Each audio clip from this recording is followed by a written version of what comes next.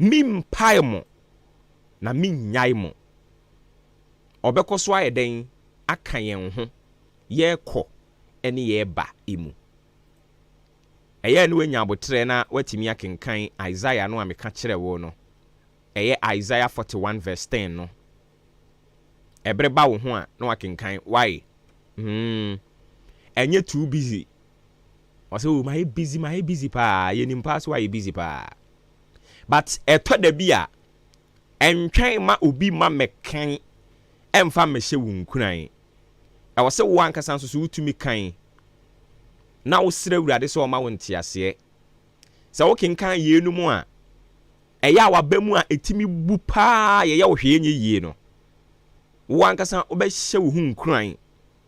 Wo ankasa obedi kan eden ahye wo hunkuran. Ansa na obi kura baba behye wo hunkuran. Inti medofo Isaiah 41 the verse 10 ekwan ba wo ho a na wakenkan edi amayen. Anopa nso so bra na so sɛ de edi kan aka kyerɛ wo no ɛyɛ maakye no ɛyɛ dwumadi a yedi nkomo ɛde fa bibia ho sɛ yamanyosɛm sɛ ɛyɛ bambosɛm yasetenam daadaa nsɛm a esi onyankopɔn asɛm ɛne yesi nkonwa no pa yi a yɛde ɛbrɛw na yɛtena ase a efiri nonsia ɛmɔmpai mu enkonkosi sɛ nondu ɛbɛbɔ no ɛne yɛde dwumadie de brɛw ɛyɛ dwoda ɛkɔpem fiada na mo a wobedi ho adanse sɛ maakye ne si nkonwa saa bibia wo mu bi bon sɛ nokore yɛsi nokore hene na nokore edi hene ɛde kyerɛ ɔmanfoɔ na yedwumadie edi wa ha no ɛte sɛ aduaba bia no udua a wanhwe ya waba mu bebu ɛwɔ ho sɛ wukodua aduaba akwɛ sɛ ogufuo kwakogu aba no sɛ ekura wo na odwen ya wobedi enne ho a wanhwe ya waba mu bebu a onkoso enwu aduaba no na emom sɛ wunya akukuduro na wodɔ nkyɛkyerɛ na wofa nkasarenum na utietia afronum na ekom ne dew na animguase ne ba na ne nyinaa mu wo se oma waba mu mu obekoso a aduaba no na wo gidie sɛ ɛwɔ ne brem ebefifiri ebeso na watwa na sɛ wo mia wo mu a ne awurade aka ebebam sɛ de tie ɛne tie dwumadie edi wɔ ha saa ne ehunu no sɛ ne dwumadie no tie ne nti ɛya na mani pa binom esusu sɛ ye kasa na no ɔhye dwumadie no sɛ ne esi tie ne nti ɛya na ma ebinom susu sɛ ye de nkrofo bi ato ɔtankuruwam sɛ ne dwumadie no ɛtie enti ɛya na ma ebinom ye ɔma dwene sɛ ya hyɛda ɛna ye pɛsɛ ye bu nkrofo bi animtia ɛnyɛ saa ne tie mpanin sɛ opani a wobrɛ enti ye aduaba yenim sɛ enkyɛnkyɛnkyɛnkyɛnkyɛ wɔ nafe ebire bi bɛba na ne tie ne sɛ ebia na ye ni ha biom ebi mpokra ne ye ni asase yi so ye nte ase yenim sɛ aduaba a ye dua ne na ye nokora aduaba ye hwɛ mpanimfo anim aka nokora kyerɛ wɔ mo ase ya am ye ni amre na ye tenatena ho na ya nhwɛ ne yi a ɛbɛɛ sɛ wɔ faase wa nantinkuro ɛwɔ sɛ wodi anibrɛ ne animia emia na bɔfra no ne ho tɔ no enti yenim sɛ daate a eni akyirikyiri no dwumadie yi sɛ de editorial purposes ne tie no ye nyina ye betumi ate ase ne aka sɛ sɛ na papa so opopa nwoma so no enye na numu ɔde na ye ne yie mu a awurade bɛkɔ so ayɛ adom na bribia no wahyɛ ye den wahyɛ ye nkuran na wakɔ so ama yakukudura ye de ka no kora de kyerɛ mpanimfoɔ impo mpanimfoɔ ma osika tɔ aduane di so otumi nya kukuduro na ka no kora de kyerɛ wɔ mo nea ye yɛse ye ɔman na sɛ ye ɔman na yanka mu no kora mfa nkyerɛ yɛn ho na pesami nkumi nyanti ye kata yani na ye adwene sɛ yɛn hyɛ daa se ye ɔman a si ye hyɛ daa se ye ɔman a mpanin aka mpanin kasa ato ho se usum ani hafidi a uyi agya wadwo eni tie ye de ahyebo se ye be ya famu de ye da so te ase yi na yenim se ebre sem Awurade beto nsu pagu so na ede anuonyam ene oman nkyekere a ede anije ebebre wo ne me ene beba ebia na enye nne batokyena ene beso aba Awurade nya yeboafo ne enkoso a eni dwuma no saa pepepe amen mebato yesin konwa se yase de onim no ye de ewie mbɔbrɛnsɛm de mawo afei nkɔmɔ ahodo aka nyina de toatoa so nokore nkɔmɔ no ye de nyina de toatoa so de mawo ebre a yadurui no eye ewie mbɔbrɛ de na aso a ɛwɔ se de mawo sɛne ewiem ɛbɔbrɛ besi akɔ ne damu fiti anopa yi ekosi anwumrɛ ɛna yesi so de amawo ɔse yɛn kan kyerɛ ɔsa anopa yi ano ɛyade awia no eyi ne ti ifiri sabre kɔ no ano awia eyi ne ti anopa yi antentem pa na ɔkyerɛ sɛ ano bɛyɛ den pa ifiri nondubrim ɛkɔ no upagya wuti hwehwe mɔbɛhu saa sensu na abokyenku amunumu na kakra nanso yɛ den a awia no bɛsan abunkam afa so awia no bɛyi ne ti firi prɛmto brɛ hɔ no mɔde kɔ a ɛbɛbɔ ano bɛyɛ den pa ɛnam sɛ awia no bɛyɛ den ifiri anopa yi awia kɔpem no miɛnsa ne nti no ɔkyerɛ sɛ firi no miɛnsa no nan hɔ kɔ no ɛyade a ensu no bɛsan si ne tiri ase amunumuna ɛwɔ meaeɛ ahodoɔ bia ɛbɛmunumuna pa muna a ɛmunumuna no nkyerɛ sɛ ɛbɛtɔ na mmom ɛbɛma ewiem adwo ewiem bɔbrɛ nsɛm abusuafoɔ sɛdeɛ yɛn nsa kan yɛ obi bɛ sɛ the gospel according to John the Baptist where the gospel according to Ghana Meteorological Agency ɛne ɛde amaw ewiem bɔbrɛ nsɛm ɛno no yɛmo akyene yɛmo akɔ abamfamra dwumadie ne so dwumadie ya na ano ɔhye saa no yɛwani adenfo a wɔn so yakukudurofo ɛne ka ho ɛne ɛde ɛbrɛw ɛnya me nko a yɛwura odi ahenkan kwame yɛboa wɔno ɛne akukudurofo nyinaa hene no odi anim a wapɔne na dom akyɛdeɛ ne bedi ama yɛn a yɛn so yɛdi n'akyi ɛka no korɛ de kyerɛ ewiase ɛne Ghana man ɛno akyi adwempa hene Kofi Mensa ɛka ho bi Kobike ɛka ho Billy Man ɛnso so ɛka ho ɔfrɛ me ɔbowoba ofori amanfo yɛtena ase a sɛdeɛ onim no ɛyɛ nokorɛ nkɔmɔ ɛne yɛdie Awurade nka yɛn ho yɛmo akye ne yɛmo akɔ aba na afei asɛm a Onyankopɔn de ba yɛ ndra ne yɛpa ho ntema ɛnɛ ne fa kakra bi a wɔse yɛde toa soɔ no yɛnyɛ ne ntempa mfa kakra nka ho na afei yɛma sportsfoɔ no kwan na ɔmo nso so mmra mɛtoa so ɛmfa ɛma yɛn yɛmo akye Ghana adisie obuoba ofore amanfo ati ediba ahenkan 93.3 FM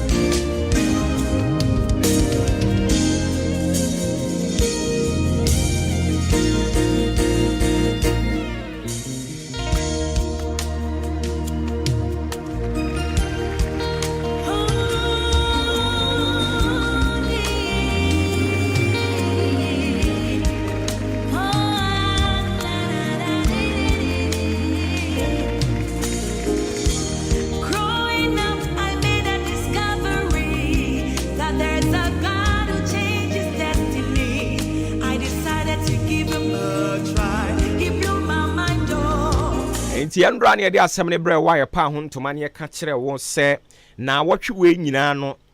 nea ɔbɔfoɔ no de ba yɛ message ɔde ba yɛ no sɛ yɛma yɛni ɛnkɔ yɛn hyɛbrɛ mu aboafoɔ ɛho yɛn hyɛbrɛ mu aboafoɔ ɛho Onyankopɔn bɔfoɔ message ɔde ba yɛ ɛno no ɛne nti ɔse yɛnka nkyerɛ Awurade sɛ aw yɛ Nyankopɔn kora yɛ hyɛbrɛ mu aboafoɔ brafo no mu no ɔse preserve my destiny helpers preserve my destiny helpers enti enra Onyankopɔn yɛ yadom ema yehu sɛ yɛka sɛ hyɛbrɛ mu aboafo a they are positioned by God to assist us in fulfilling our divine purpose. They provide support, guidance, resources and opportunities. They often appear or appearing at pivotal moments in our lives. And it is crucial to recognize, appreciate, and pray for those or these individuals. asking God to preserve and bless them as they play a vital role in our journey of life. And unti ye kenka ye ehuye. Ewa the book of Romans chapter 16 verse 3 to 4. Yehun se enano Paul acknowledge Priscilla any Aquila. Adentia sa nipa mienu eye nkrofo a Paul adwuma obabeye ya otimi mane ye yie no. Eye sa nkrofo mienu ena wo nso so eye wo famu de de boa no. Enti Priscilla ni Aquila eba beye hyebre mu boafo de ma Paul. Enti asem na no Paul kan ye ne say, greet Priscilla and Aquila, my co-workers in Christ Jesus. They risked their lives for me. Not only I, but all the churches of the Gentiles are grateful to them. And until Paul or acknowledge the crucial helpers in his ministry. And Ramekatrao say emphao any how intelligent, brilliant you think you may be or you are. Uyankrofobia wamobe soumu na omo aboa amwe nisu adihunu wa abrabomu no etumi abam. And intendra me ma wote ase se ye ka se hyebremu aboafo a womo ye nkrofobia awurade ahye da siesie won awurade ahye da yi won so omo mra mekan abrabo ho meboa yen ema ya abrabo entumi enwie mu die ne awurade aka fa ye ho no entumi mram. Senka onyankopon anoma amoa ama obi amie adwuma no a anka nimdie ni nyansa wo ni nyina no nka wadantuom obi anim. So onyankopon anya wadom ene nipa bi ehunu wo a anka ene adom akyede ahodo a apie a abusua enam so edi so mfaso no anka omu nyina akadem. Nti wo hia hyebre mu boafo ene ye baba behwe the role of a destiny helper or the role of destiny helpers. Adwuma potia omo ye medical kan kire wo say omo no omo provide support. Omo beta wachi hey ye onkrofo bi ono mo a they won't give you money, but if you need their presence 2,000 times they will be there for you. Abribia utu ani a uhunu womo etai wachi emfa woni nyankrofo ka emfa woni nsem ankrofo ka. In fact omo je won tokwa koma wa wo krampokra wani na akire yi no aba be ka kire se wunua me dem kokoma wo womo ye hyebre mu aboafo womo etufo womo eboban womo nso so de womo sika de boawo. Enano Peter ote se maame Dorcas afirimu no asem okan ne se da bi onipa o ye papa sei no enwo se wafirimu ntentem saa uni medie ntia sanse maame Dorcas be ye hyebre mu boafo de ma Peter ene ni nuanom ewo wo mu nyame som a na omo esom no emu. Maame Dorcas de na hode na hunyade ni sika de boa onyame adwuma. Ene nti maame Dorcas ote se Dorcas afirimu no womo tena ase a ne ntena Peter mo de anibre kɔ hɔ kɔka sɛ da bi enwo sɛ wurade ote ase ma maame ofiri mu saa brei. The role of destiny helpers. Okay, in the book of Exodus chapter 17 verse 12. When Moses' hands grew tired, they took a stone and put it under him, and he sat on it. Aaron and Hur held his hands up, one on one side, one on the other side, so that his hands remained steady till sunset. Enti hands so Aaron and Hur asemo aye kan wa ha ne say they supported Moses during a crucial battle. And in Timua can Bible now, we are so familiar with this thing, you know. Bible said there was a time Okwa Israel for na more kono.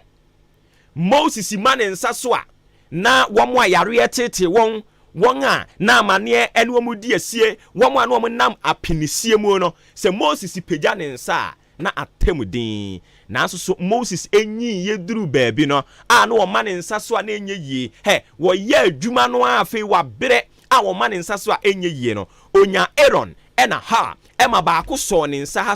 ha e de tobo so se ne be ya the hands of Moses will continue or remain stretched so that it will bring deliverance, liberation to the people of Israel. Enunti ehono Aaron ena ha eba beye supporters shebire mu aboafo edema Moses of all people. It got to a time he needed something. Mami ya kurama ano wote bono na wa ahunyade nyina na maame ni wo bibia ema nipa asetenam etumi di yie na so ade ba akopɛ na maame ehia no de ba ade huhu amoa and into nipa dasani bia every man born of a woman under my voice this morning over to me and claim say you don't need any help from anyone, but you need somebody. You may need somebody one day. Therefore, Aaron and ha wamwa dauromenti. Even when Anna Moses abre, Moses enjoy the support from the destiny helpers. So Aaron and her supported Moses during a crucial battle, illustrating how destiny helpers provide strength and support when we are weak. So we are mira, we are sebremu buafobia, obeba be se wunkuran. And inti yati hai, yamaya ho kwan se wurade emfa yenso enye nkrofo bi sebremu abuafo. And until no pebia sometimes so nam na wote testimonies ni bia and some any abasubodie bi ebinom ka mo so unia na mabamu buye na no ofrene say efiada no mihia papa bi mi monidin o se mabamu buye o kan asem bi asem na wo kan ye me call me sofo ho me sofo nso san kan sa asem koro no a me sofo no senka no wo empotem anka meka se bi a o te de wo ka eni nti no ho ka sa ade a kire me but me sofo no wo nkran enkran so radio o monte eni nti asem a wo kan me sofo nso kan asem koro no a ena me hunu se onyankopon ena ne me kasa enunti yamaya ho kwan we have availed ourselves for God to use as destiny helpers in the lives of certain people that we have no idea about. Sebremu abuafo wo mo boa yen wabra ya ye mmere wo mo hye ye nkunan pegya ye gina ye nan so ema ye koso pemko ye nim e wa abrabom ene ye hwe the role of destiny helpers. They support us, they provide assistance, they provide resources, they give us guidance, they protect us, they fight for us without our knowledge. Ejuma wo mo ye no when we are weak ye mra ye wo mo ene wo mo hye yenden so yensa. Aaron and ha eso Moses nsa wa bra no wa ye mre ema omu di nkonim ena awurade nkoso a enya boafo mra ya bra bomu a du ba bia ya mra omu beso ye mu apagya yen na ma ye di nkonim e wo bra kwantu yi emu awurade ntina ne mu nkyira yen na onkoso anka yen ho ofre me obowo ba ofori amanfo ye de na de di si ha nyame ya adom a wo kyena ode yen kwa kyen a ye besan ba ne aba betoa so e de ama wo hyebre mu aboafo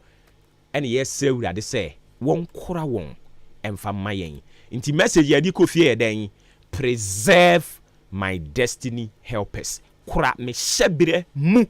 aboafo kora me hyebre mu aboafo last one kora me hyebre mu aboafo eno ne the take home message erade nkan yen ho sports up next omu ye besan ba ene me nkonkom ma o makwa ba bia omu nkomra ntententente mendro mu di ye time ni nyina ene nti ye nkomra we This is the moment we waiting for. Ladies and gentlemen, it's sports time!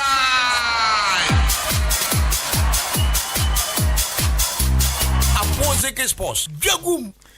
And I'm a pay at the Shemamba, Ghana Mamba, Yemamunina Kwaba, Sunkumbio, Eddie Aba, Ahenkan 93. 101.3 so yatena se goodie mu nsem na yedi Asia we evidence based sports presentation yatena se yedi mu nsem no nyina enso eba na bibia akokama edi amamedin Joshua Kwabena ejenim Yosef Ejui enche obetenenka Raymond Ashete Mr. Rat na afi Beni Tomauli enso produce show no ene anope memfasida ema Afrakuma Community Hospital omaso yena sen ekukrede sagongon abo esikatuo meda goodie mu nsem no enso ebro de tiene se ene uofie wa otenkan body num se wa wo yade nyoma enkoye malaria eteteo typhoid na fe yaro anketenkete ha wadwen a mesra baabi a okwa na yese betimi ahwe atun yaro na se nyina one time enso ede amount no eno a ene Afrakuma Community Hospital yare bia eteteo bia no oba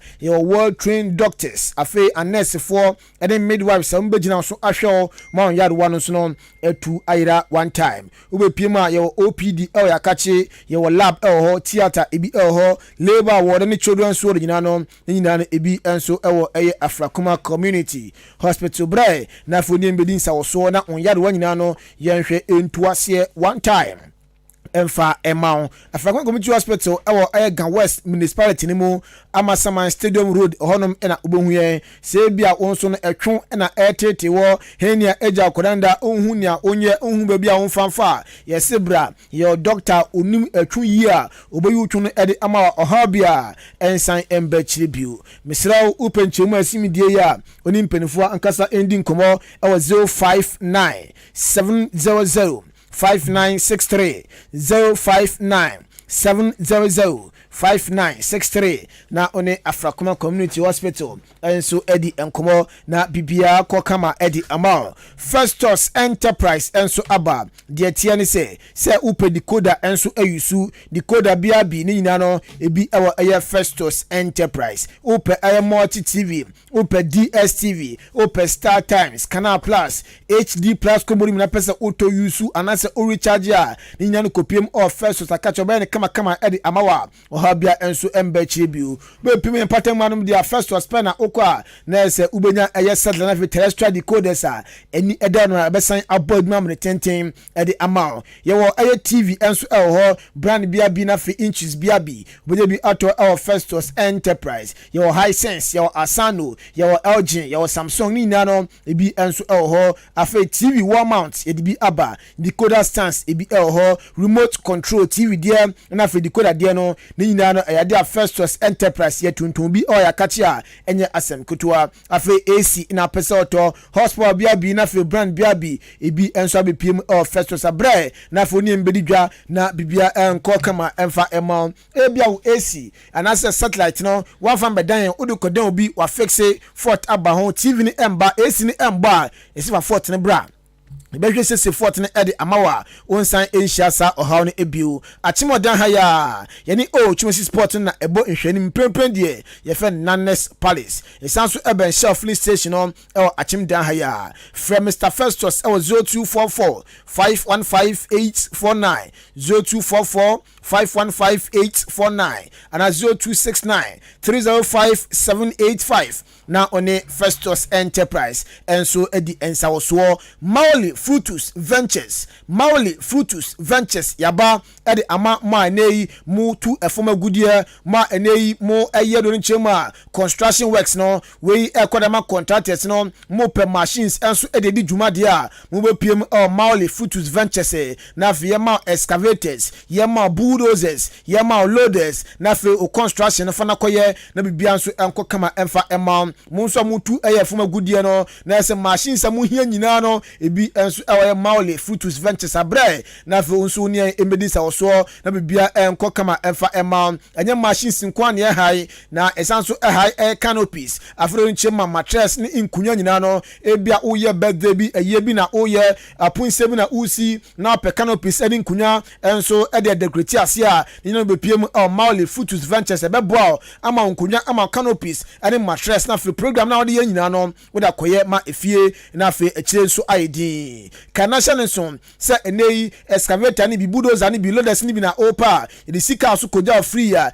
yenju takuni ajodama ebia nso de nkunya na pese uhai na mom ebia uwachire uni eye achim so abe unso a umben wanchi uwachire dia yesi still na bra anase frɛ number yi e de nkunya begu kam abeja wo be bia ne uye program no a yenju taku emponi ajodama number no 054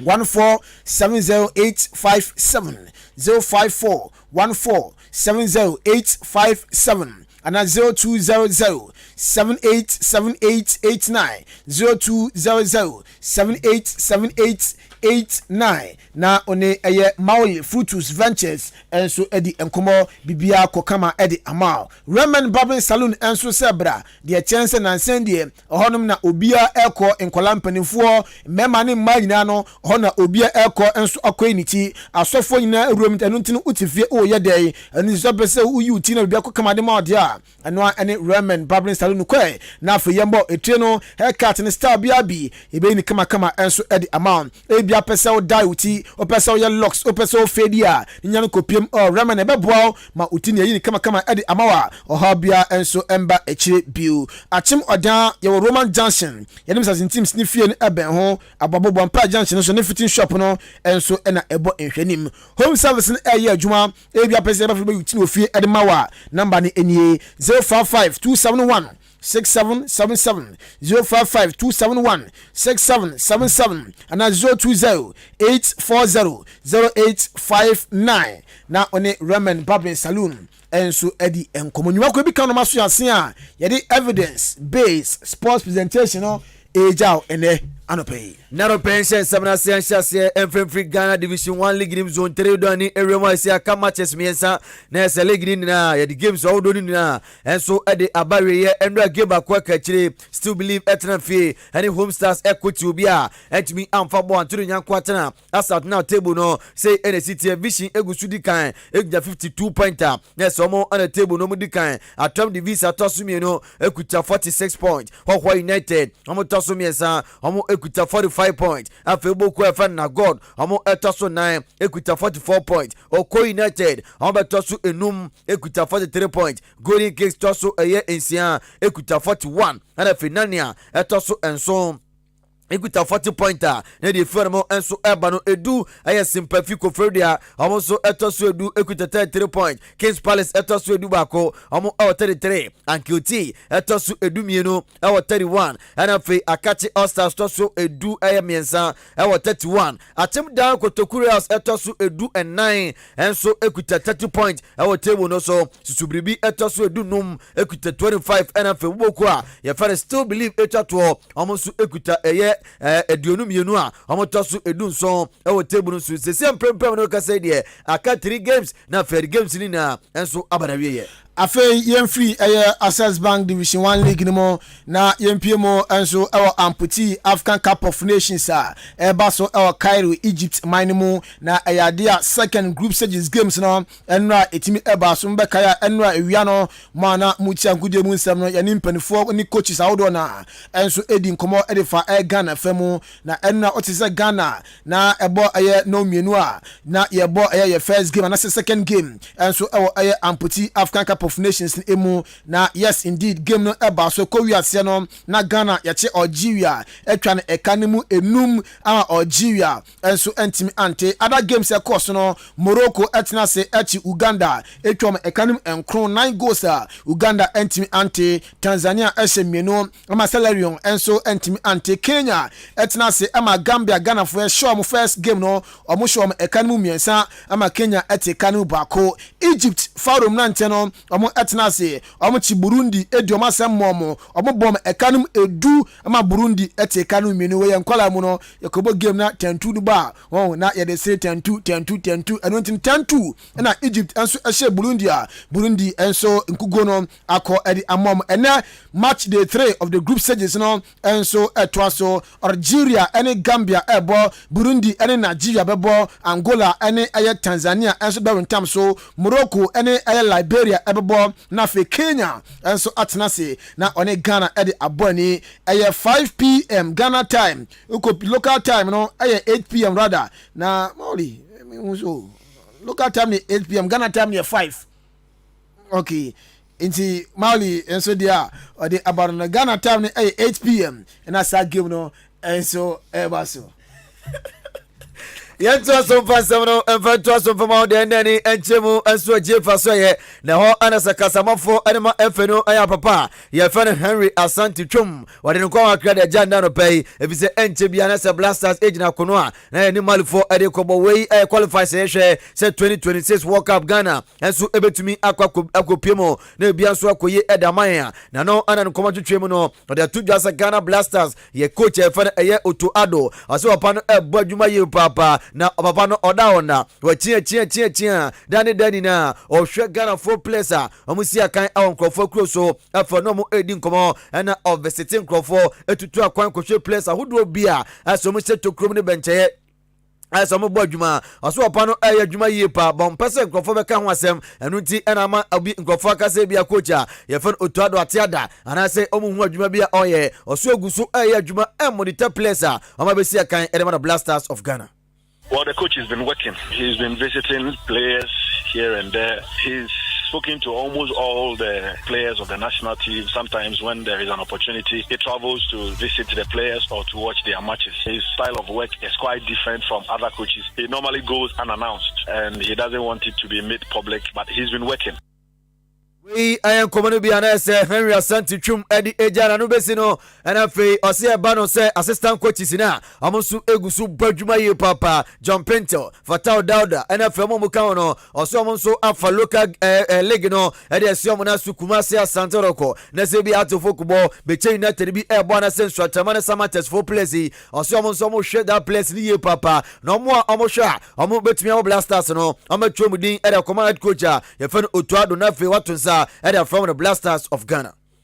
The assistant coaches who are based in Ghana have been watching our Premier League games. John Pentel, since we returned from Morocco, has watched about 9 Premier League games, including the Dreams FC Zamalek game. Fatau Dauda has also been watching the Premier League games. He's been to Takwa. He even watched the Kotoko Mediema game in Takwa. He came to Kumasi to watch the Dreams Zamalek game. He's been to Sunyani. He's been to Brekum and other league centers. And they are not only monitoring the top flight, they are also monitoring the second tier and other competition. Hopefully, when they spot a talent who they think is competent and qualified to be in the Black Stars, then their conversation escalates to the head coach's level. We am commander Sekasama for Odema GFA. I am fan Henry Asante Twom and Eja and Anopai. Yegusu Edina Ghana Football Association Afe Communications Capo and so Edema Aye GFA Mr. Henry Asante Twom on Sansudi in Sembi Tudja say Ube PM or Ghana alcoholic beverages Ayana ban Eda so and from some time Untimi Mbahu Devro and so our Casafidation as a Casamfuni so and Untin Ayadia Eha Dream Paye or say Oba Bomudia on the Anka or Sraban say aban eyi sa ban no FM free eye insadin eso na fe omuntimi enfo musika embehye bomu na bibia so enko kama enfa momo or say World Cup ekos Ukraine no na ayade a insadin enso ebo World Cup no ho dawro afoko piemo EPO no ma alomo mu nyina no ayade a omobo EPO no dawro enu ntini or Sraban say emra atwetwele na say insadin ho no yangum enfama football na fe eye omo anso omudi insadin ho dwa o Ghana no omfo musika ne bi embehye bomu. That these products or these companies advertise on foreign products and they send the money away, but the effect on our economy is so daring to the extent that the money is not being kept here, but the negative effect still comes back to us. Yeah. You will be watching maybe a Premier League game on TV and Alomo is advertising. It's 2 p.m. Saying that when I am watching Everton or Brighton against Southampton or Brighton against Chelsea and it's 2 p.m. it's 1 p.m. it's 12 midday into way and so aya communications cap we chemu say 2 p.m. 1 p.m. no na Brighton and Everton mo ebabons na omo page panels no na edaso alomo ne de into we nyina so mutimi ye wa broche dia ene mbiemu na fe Ghana enso ntimi advertise obomu na sika enso embra ye bonu mu Yɛtɔ sɛ no so from what I said any ɛso remo Ganani Abrantia Fani Kudus Mohammed Abrantia in Primpria Meno Ekase Aya Africa na Watama de Sini Boswa Osia Kani Papa Nano Anas Abrantia and Kumaka and Swadeja Wasudani Eremo West Samina Trebo Kudmwa Sisi Wea and Abrantia Fani Kudus Mohammed Edani Eremo and Anwa Damuni City for Elba Kwe Tambog Brian Neso de Atuatina Kophobia and so Ebona Basonano and a sense some trouble for Ebo Pinu Kubusa and say Sisi we saying and on Abrantia Fani Kudus Mohammed, you know, or see 100%, you know, like I said, big credit to the manager, you know, he has done a fantastic job this season. Long season, difficult time, but ups and downs. But I give credit to all the teammates. You know, everyone was on top of their season. Even the guys who are not playing more, playing less. Even the guys on the bench. You know, we are all together, and then there's a lot of respect and then energy from everyone else. So big credit to the whole team. But this is just the beginning. I've tested the waters now, and then I'm ready to get it running for the next season.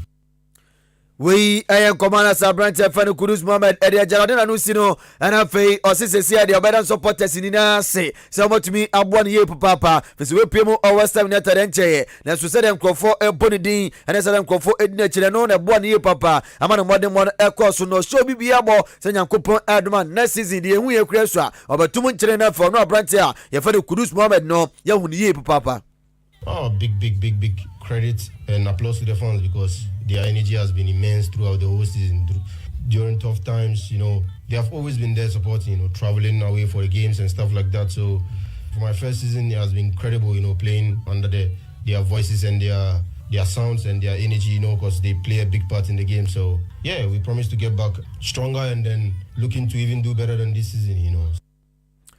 We Ganani Abrantia Fani Kudus Mohammed in Como and I'm the Ejao. The Total Energy U17 African Cup of Nations and so Elkosu we Mrantia Umundi Ambro 17 years or more Ebibrim Cup no and so Elkosu na be Pima we no Wafu B qualifies no dia Ghana and in a year dia match day 1 ya boy we Legon Stadium Honma Jumadi no and so Elkosu Ghana first game yene Ivory Coast Ebony ama game no and they 5-1 for Ghana. Ayadia nese and 4 p.m. Ghana Essanso another game against Benin. Head coach Edema Ghana U17 no Papa Nidin Ede Laye Kingston and Pese Ache Chemuse on team there. Am I ready to face Benin and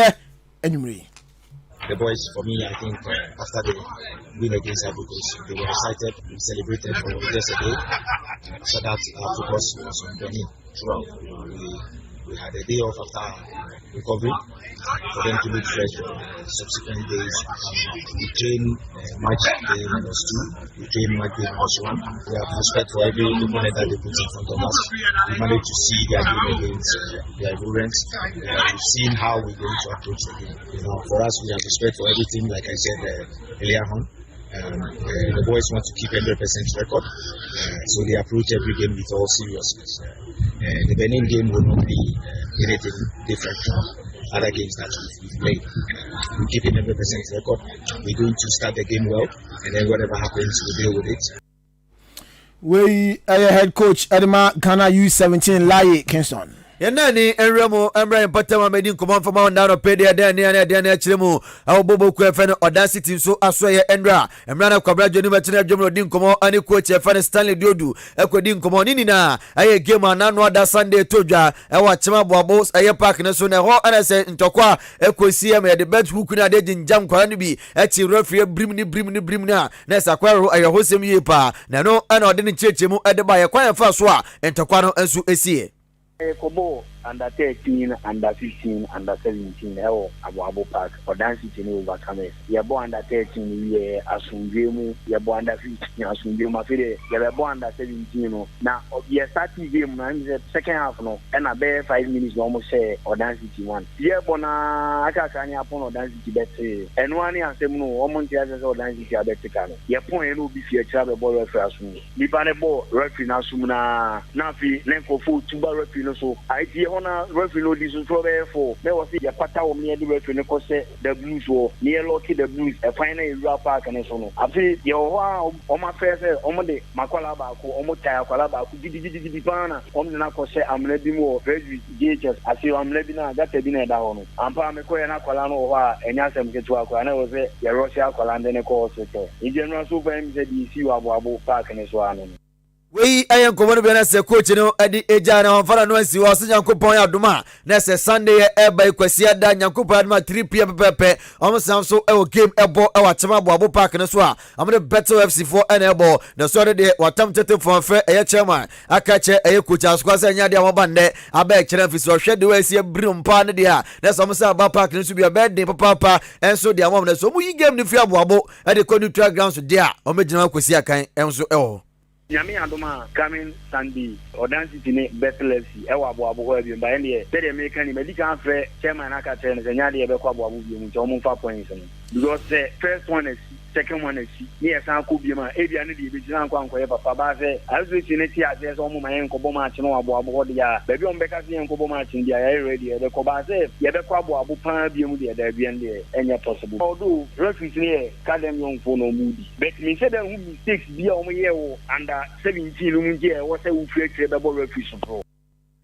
we ayen komana se Odan City head coach wa Papa Stanley Diodu ade ajaye yegusu ejina empathy ma ya yenko piemo ewo Achiase District Football Association emo ayade ananu fiada no omukohyiemu ewo Achiase ahemfie amene omo epa omo mpanifo a omo mbe adwuma ne ho entona bibia so ekoye edemo omo se we enso ayi association fofra na se Brim Central enso ate ede ama ayi Achiase District no na de tense papa ye friend ayi Chris Pepra on graphic designer afi Stephen Kwache or referees rep Pius K Kisi enso referees rep Joshua K Nyakon onso oye referees manager Achimda Referee Association mu ena ofi Magdakon players rep Sasuna Prince Amwakon coach onso ye coast rep oye owner enso edema Achiase Young Stars FC Philip Felix Pepra Anasa Pia enso third division rep afi Dominic Ejakon enso third division rep Kent N Amwafo ADFA General Secretary Sansuna Oben Samuel enso vice chairman ankasa no Bri Crime Zakaria ono na chairman enso dema Achiase District Football Association fiara no omo association no entuma na NDC parliamentary candidate Samuel Owusu Brako ebe pie mu ase odonati kakra enso kasaye ne nkomodi jaye eni amemo na ye no nyoma bebre one say your man for who beto amo e fa ni sika sem e fa ni say hospital sem school sem and especially the youth ejuma sem football ejuma kese a sika ewom no nye ejuma koto a onim say ejuma no mpo ebi ni ho na say betumi aboa ye nnuanom brand asisu na motumi eti amo talent abobo akọ echi eti say nnuanom Michael Essien and Sule Mutali mu na mo amaka na adentimi embo amo because me no one of my visions enti am say Achiase constituency amonto abama NDC eneme Samuel Owusu Brako ne say be say me be boy youth na munye adwuma ye den enye youth no so dodo na na ye den ebobo dodo na so na money just sports ho amuguma amoye sports ntino adwuma na me pese me be boy youth ewo Achiase constituency no na football so ye den eka me no ka say be over 4 years in a team a ye wo Achiase ha which is Jungle Stars baby I must start new season there me top football so just in sika e for mama me no ka say just last week in a team back Swase mo pese am colleague ni ba mo to me register register am and me no ka say am bo league ni bi enti na dey are youth no na da makoma so because me say me boy youth na munye adwuma manga sa munim say district here you Achiase district na Achiase constituency one of our major issues has to do with employment adwuma ni ho youth ni nyina o galamse ase enti youth sports any football ni ade da makoma so because me nim say true sports true football metumi aboa a lot of the youth na mo so amon say tumi akwa amon na mo so amon twa machi abeboa efie ene amaka na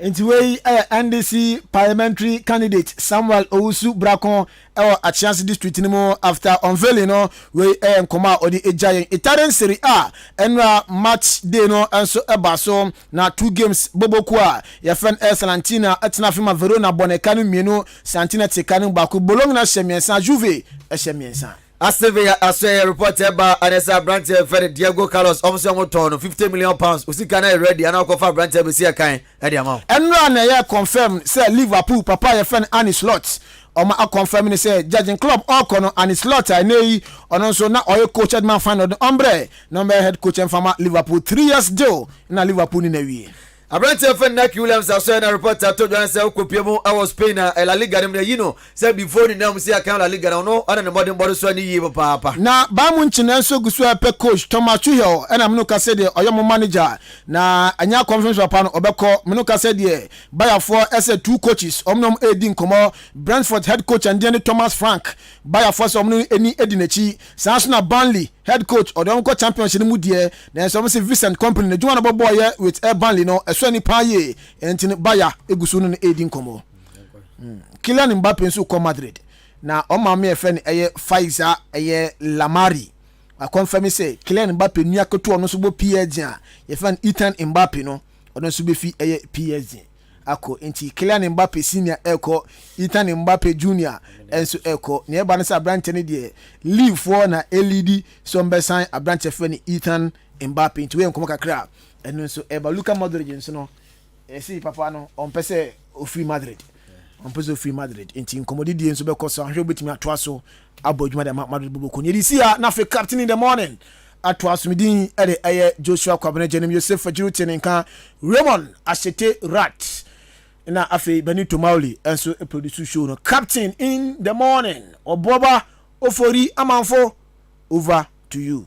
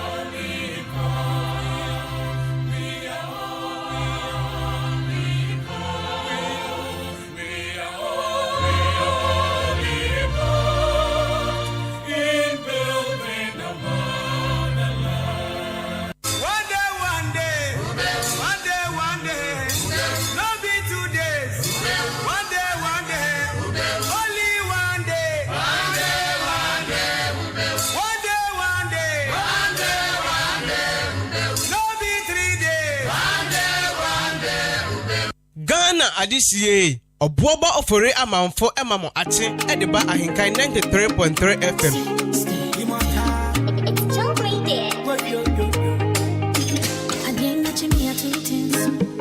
Give God praises. Then I go get that money across and the pay me. I know they talk much coachy. And some for me damn fee. I'm crying and they did it. Me bomb my bro on the low.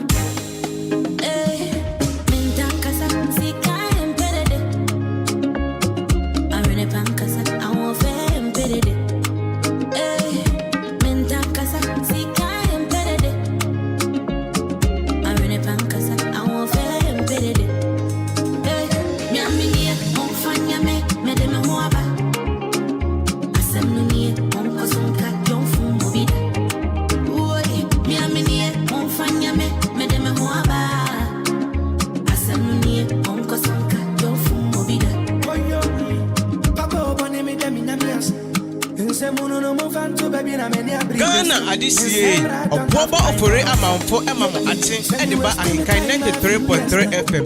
Mama Meniana, Mama Bre, I'm a grown up days. One of my best enemies, Nikoto. That be why I've been working like a madman. Who shall man I was the last one? The last one. That's a Paul, I'm my best enemy come from. Yeah. Muntiemi, Papa, Muntutu from Munsiemi. I'll still bounce back one day. You need me now, I was on one team. Muntiemi, Papa, Muntutu from Munsiemi. I'll still bounce back one day. Ghana Adisiye, Oboba Ofore Amanfo Emamo Atin, Ediba Ahinkai 93.3 FM.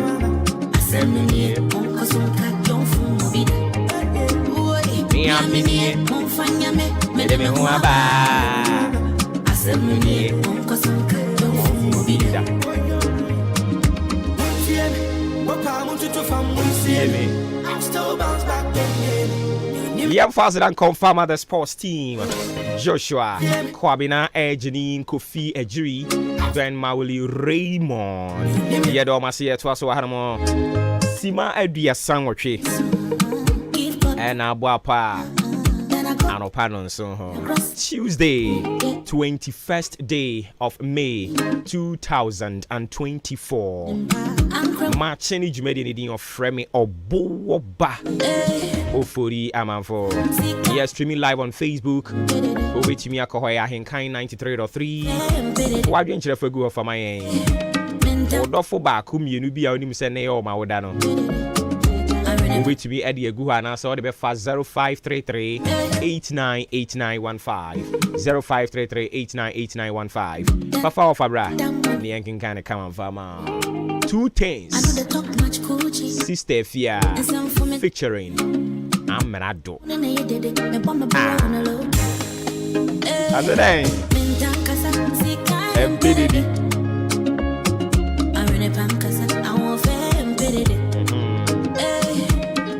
Kaza, Sika, MPDD.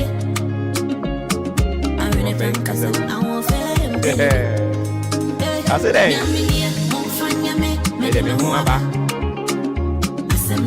Monko Sunka, Monfumida. Me amini, Monfanya me, Medemuaba.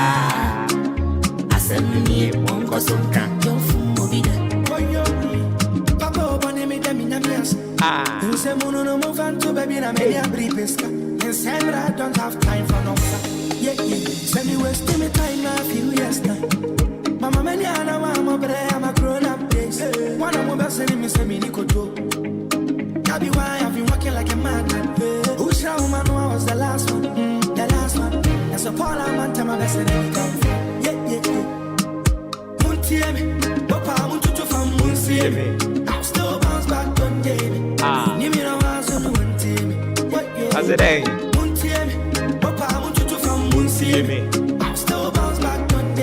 So switching to the brighter side of life, enjoy the company of well wishers, wishing those celebrating their birthday today very well. And let me start with this one. A glorious, happy birthday going out to you, Big Sis or Asempa FM, Mrs. Mavis Amano Avonyo, Mavis Amano Avonyo or Asempa FM. Now we show now who's to crime referee the ladies the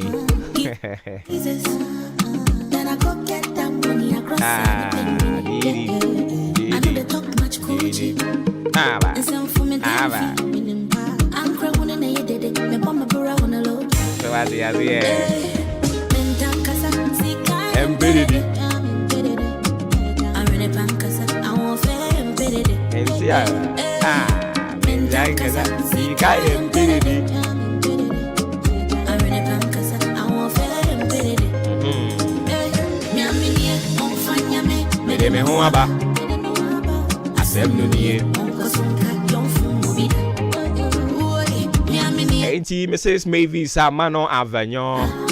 of Asempa FM. It's your birthday today. And I have this message for you. Yes, it can only be God Almighty by this far. It is my okay, I'll say it is my rebirth, and I can't keep calm,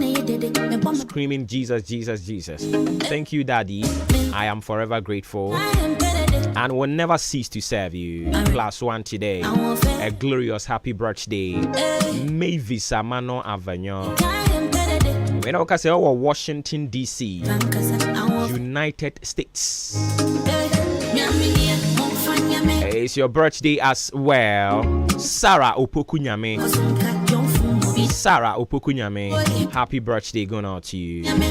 And to you, Kwame Asare. Kwame Asare. Campaign manager. Ede Emma. Joy is coming. Joy is coming. Danish or being AJ. Joy is coming. Campaign manager. Edema Joy is coming. Kwame Asare. And then I would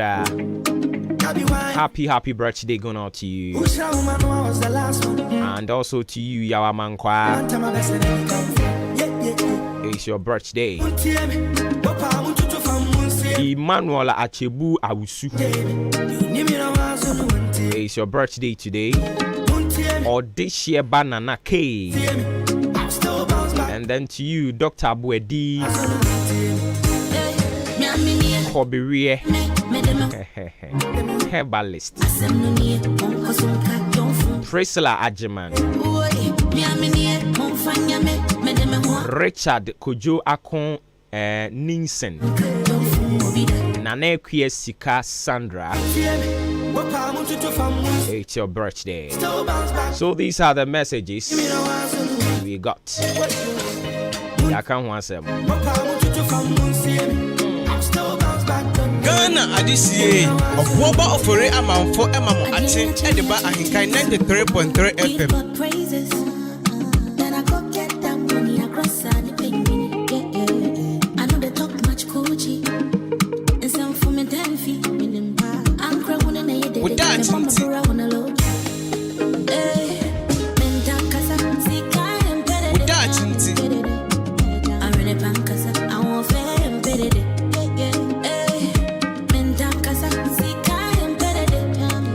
About all that in tea or brack into your foot in addition womb. What are my infant to us and for young queen anywhere? Bedeme Huaba, Semni Obiam Fumobida, Miami, Bedeme Huaba, Semni.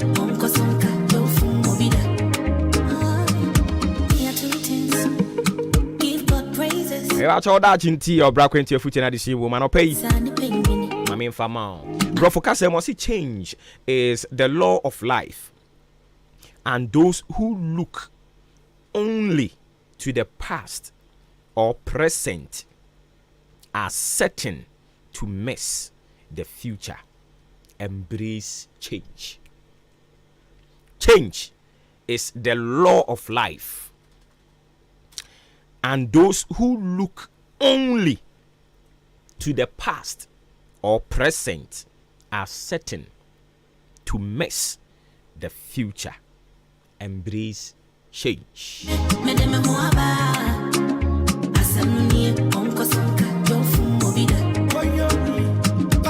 Enti dia ya kan ye kwa kosi sen ye de beba yan kase ye diem na ye tumi ahwe aka ho asem. Change is the law of life, and those who look only to the past or present are certain to miss the future. Embrace change. Anope ye de ma wono no. En sesaye ade a eyemra e wa brabom. Oye den sa amra no. Ya hyehyɛ to ho automatically eduru ho a e wo se no ankasa e play. Enti sesaye ye wo na usa na unum nufoɔ ɛyɛ kakra na yɛde koko toa so afei duru baabi ne o maame ahyase tete banku hye wa no wamo a ahyase a wudi fufuo onnom nkwan nkakra afei osia fifiri unse ɛyɛ ensesan ya emre da abrabom ɛno no sɛ ufiri ha wokɔ ha ufiri ha wokɔ ha ufiri ha wokɔ ha na wɔn a abiri bia de etsikwe mu enra ene ohunu wa no no da so tiado anwoma so a mo twe ne tesa ade bi no mo twe na twetan adan ya se ndra wo ye na ade bi ehye ne pa enti ohunu na oda so kuram saa nkrofo no se menka nkyere mo se nya ade a mo betumi ehunu da ache because uni asumdue mpo ene ade odi akwakopere ahwehwe da ache ensesan ye kan brabo ho ene nti emfa wa adwen nkoso se na me kura minyi medidian onyankopon nim ne wo bedi first na o maame no papa ne na tode ma wo ene enya o mo na tode ma wo biem enti o magya ito a o mo ntom fa ma wo unidi se wudidi han ensesan ye kan brabo ho ene nti se bibi ba na ensesan ye bi ba e ma na enya onwanwa bebre ene mete ha ochena ebia na mete baabi foforo ene utie me ochena ebia na wantie me eye nsesan ene nti se me hunu se saa nsesan na ba enwa se me mama adwen ekode esi atwamu ne so ewo se me de ma adwen de si da ache so ene idie nyame adom ye hunu enra de ye hunu ochena na ye nim enu nti ye ma na esi enra na esi atwamu anopai ye ma ye no nhye ye nso ewo se ye tie ase se ensesan ewo nipa afa first no na wani gye ahenkan ho pa ebia ye dwumadie mu no ye kan asem bia anya ode efiri ho bepem saa abre yi wasese wadwen wo ye ho ena ade wani a kire ba bi foforo enye ohaw onim enye huhuhu bia eye nsesan ye wa abrabom ba bia ade wani a kire no ebia na ho nso bibi besi ama obesan sesan ne de yawo so eye kan brabo ho kan brabo ho ene ntin sesan ya sesan wo abrabo mu no eya nka se entimi pa amini obu a wotimi tana se timi pa amini me na mawie si amoako ne aduo yi aden a se ohwe niema bi a na okura mu mbre bi atwam na ene enkura ne nsem a na ma ne wira ho se basa wontimi nwen da ache ho medofo nia esi ye na no na wo sika pa batede wo ni sika e ma ne nhawo e wo se wusua bibi di frim na eno bo ho ban na daache we yanim no wamfa wo past experience ankowura mu ankosɛ no enu ntina mpanimfo e kan kasabebuo bi to ho se de asie anase de amu anu adie no moma wo mu ninko na emom ni aka no ene wo se bo ho ban ni aka ne ye de yin daache enti man yesi nura ne hawo e ma ne mesane ne na ochena nso so akwa akowura mu ensesan ye kanipa ho ene ope wasem ochena ompe wasem ene ompe wasem ochena obetumi ape wasem ene ti se ensesan ye ba e wa brabo mu a e ma ne hawo bebre sua bibi wom na fa bo ho ban na eno aboa wo ama watimi akowura daache papa emu ewrade ntina ni mu nkyerɛ yɛn na onkan yɛn ho yɛ daache nti ensesan ye kan yɛn ho abrabom ɛne nti sesia ɛma ne nyon nwanwa bebre first no na me ba wasɔre na magyae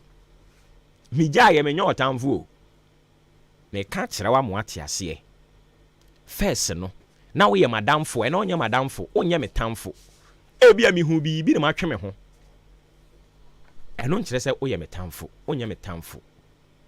na in any case enipa wo wiase yɛ 7 billion ɛno nti sɛ baako so wɔ no wonyɛ fine baako sɛ wo wonyɛ me yɔnko a ɛdi nti na wo sɛ me mane ha me a mane ha me daache me ɛnwo sɛ mane ha me 7 billion people living on this earth. Why do you have to waste all your energy on one person? You don't have to do that. And society, it me ba, and ne, na me ho fe, and ne mo hwe de mawie. Ochena, e de minim, na mo na de minim timitimi akamu asem. I was say me man no, a guide me to the future. Yen da chinti, erade nkan yen ho. Yɛde aseda de bɛkɔ ɛde ama Jubilee Hospital anɔpɛ Jubilee Hospital kura yɛ mu ɛna ɔse yɛnsom wo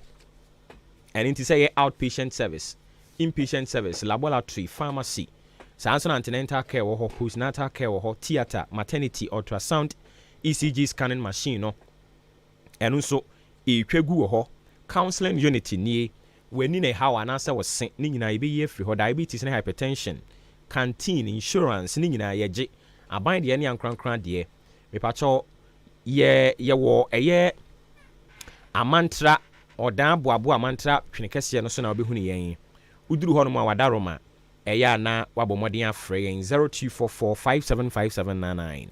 0241784645 Jubilee Hospital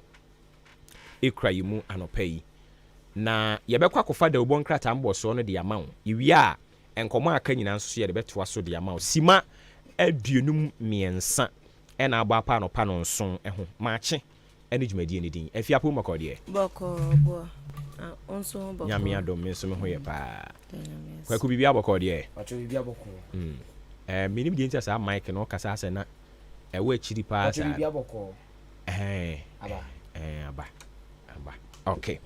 eti madaro mama mu yɛn kɔmra na yɛwie a mebisa asɛm bi ni magye mu nyinaa madwe nkyerɛ ɛwɔ ho ti madaro mama yɛn kɔmra anɔpa no nso about community aduonum mmiɛnsa yɛma atiefo nyinaa kyema makɔ aba biem ba henkan 93.3 FM so de bɔkrata wodo abadwa so na poso ɛne asi adwa no pɛyi a yɛde ba bɛso mu anidie kwan so medin ɛde kwaku ɛnin kusi buadumene afia ampofoa deɛ mde hyɛ yɛ daily guide dawrubɔ krata mu nsɛm daily guide dawrubɔ krata bɔ amaneɛ sɛ yɛma mpani his excellency Nana Addo Dankwa Akufo-Addo sɛ de bɛyɛ nkabom kroyɛ ɛbɛdi hene wɔ Ghana nti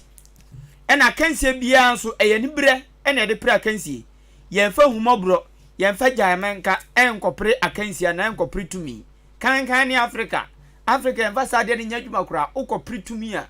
unua di nsɛm hu a utumi mafia no hard one a omfa ho all because of the power you want ti yɛba bɛto aba na sɛ de bɛyɛ a asomdwe bɛkɔ so na bibia yɛ dwodwo nti mampani Nana Addo Dankwa Akufo-Addo ɛne wɔahyia dɔm kɛseɛ ɛne dɔm kuma wɔ mmarahyɛ dwufie mekyɛ NDC ɛne MPP mpanyinfoɔ wɔ mmarahyɛ dwufie wɔahyia wɔn nyinaa ɛna wɔn akasa abom wɔn ayɛ nhyiamu kama nti wɔn wie na wɔn ahyia atwa mfoni kama daa no sɛ ya daily guide de bɔkrata de ho nsɛm aba ɛne mfoni aba daily guide de bɔkrata yɛ asan ba amaneɛ sɛ owura baako ɔpere so ba bɛyɛ mampani a ba na ɔba kwantenkorɔ nyɛ party bi na de ne ba the new force wɔn panyini pɔn dan no Nana Kwame bedi akon aka Cheda ɛde adesade ato abato commission nim sɛ limited voter registration ɛkɔ so no ɔntwe bere ne nkɔ nanim kakra na bere no deɛ esuanti ɔntwe bere ne nkɔ nanim sɛ de bɛyɛ a ɔmanfo dodo na benya akwanya akɔtwere wɔn mu din ɔkye hene a ɔyɛ abuakwa manhene na finhyada a ɛtɔ so makomako aduonunum 25th anniversary wapa ho ntema ya ɛba bɛkɔ so jemdi wi o de bɔkrata mu kra ɛyɛ Togo fo mienu a yache wo mo sa wo mu firi Togo ɛna ma ba Ghana on be register na abato bre dudu o makoto aba enti miken yache wo mo ɛna ɔmo mfoni ɛda no mu sei daily guide anopay daily graphic da bɔkrata no ɛna mede to aso truth and accuracy everyday do krankwa na de bi ode ba na his excellency Nana Addo Dankwa Akufo-Addo chima PSA ɛna one ma a group ha no na ma no ebi aya asoafo fofora yayi wo magye o matum ne abedi akire foforo yayi wo mo edi enti ene parliament wo magye atum wo mo ye designate okro hu anyina da se designate ne ko o body na abo minister of so and so na chese ono abo no de apem so e de ama no eno nti minister sa yaji wo matum na Nana Addo Dankwa Akufo-Addo ka kire wo mu se wo mu se bre akaswade bre ne ye kofasho na so wo mu nhwe na kakra ya kete wesenya dodo wura omo fa nya adwuma na ensesa ya bi embra nti ye ho asem eda hanom na nado dan kwa kufuwa do etu wo mo efo na child right for nso chire mu a registration na akwaso ne nkwadan kete boge totofi wafo a ye de wo mo ekwa register bia de ye koto aba enya party bi na group omo child right for chire se enye eye dangerous ehu ema enkwada fa ahodie enti eho asem eda hanom kratai ede aba na National Communications Authority ene wo mo so chire sampa ena anu ada se bo beka ya Ghana fo yesi kebusu bi ni nanamfom ensu ase enu nti no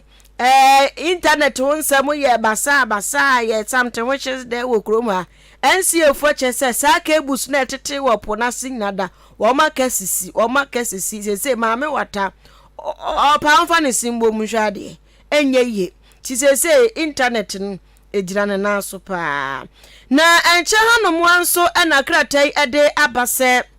Institute of Economic Affairs IEF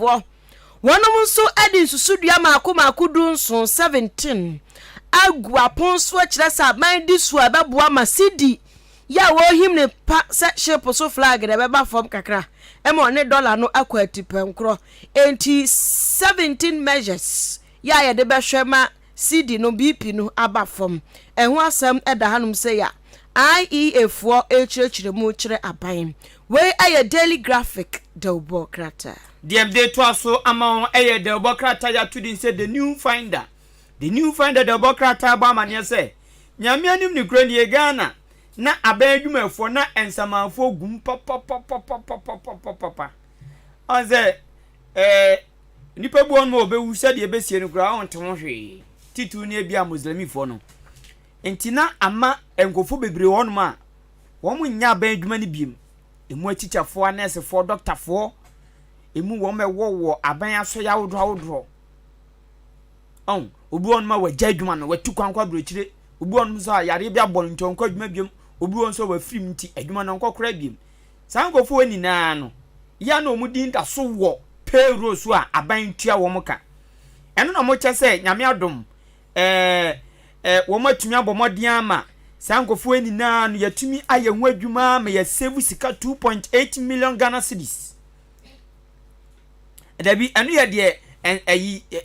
yatua mankrofo a wo munya adwuma no we yo mo mudin wo payroll so ye wo munya adwuma ma aban bia wo munya adwuma ma oman no but sika yatua ma wo ye 2.8 million Ghana cedis enom say Office of the Special Prosecutor any controller and accountant general woman so atumi aboa save 34.2 million Ghana cedis and once them the new finder the Bokrata no ediaba Upper West Regional House of Chiefs and ebo Dr. Bawumia so say ni no kredie said the oma bibia ewia bom obi ahu de ekone de eba no womo abona abaso ho na aswafo a mampani pa womo yaje omatum no ena nana do ka kire womo say aka bosume nson pe na so bosume nson no enye pe won betumi aye bibia ebeboa ma aban amamu akoye won betumi aye bosume nson won betumi de aye bibi man sakraye aba enti nkranhye sema nana do ede ama deputy ministers no eno no se bosume nson ya kan ya afi ni ajumatum no mamu mane mbu mabam mu betumi aye man sakraye aba enti monyere mo ho enye eno ni nkranhye sema nana do aka che deputy ministers ya ajuwa matum no enti oni omachia atwamfoni wanum se fefefe the new finder anopay the metro lens the Bokrata no na mede etwa so nana bi ena ni mfoni eda hanum se Henry Nanabuache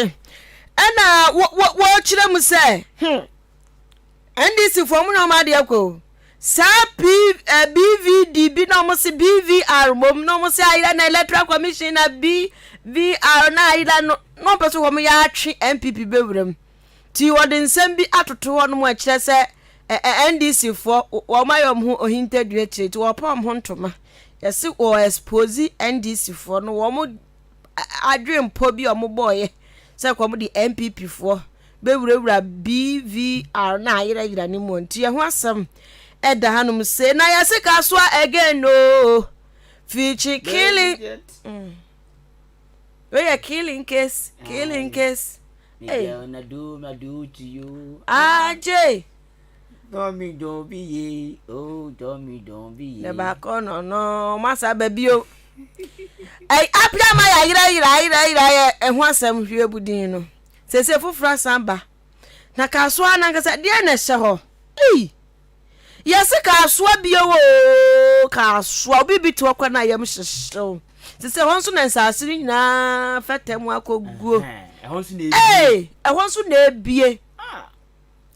Said masa baby ankofo sisi dansi pa. O ko kantanka wala na. Ho na ankofo agege won mu hye. Na info sankwan. Papa I'm for next sound. No more than I said, so we'll be so here we are, Tom, or here we are.